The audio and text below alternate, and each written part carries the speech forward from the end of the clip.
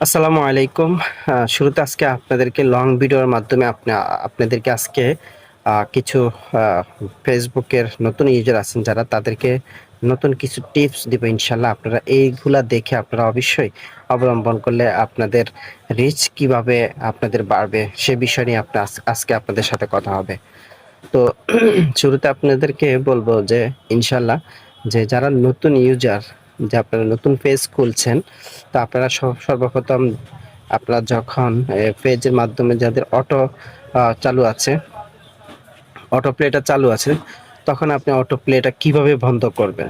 অবশ্যই অটো প্লেটা কি সেটা আপনারা পেজ যারা নতুন ইউজার তারা অবশ্যই অনেকে বুঝে না। তো আপনারা অটো প্লেটা হলো যখন আপনার ভিডিওটা আপনি প্রোফাইলে যাই নিজে দেখেন, সেখানে যদি দেখেন যে আপনার ভিডিওটা অটো চলতেছে, সেটাকে বলা হয় অটো প্লে। তো অটো প্লেটা কিভাবে আপনারা বন্ধ করবেন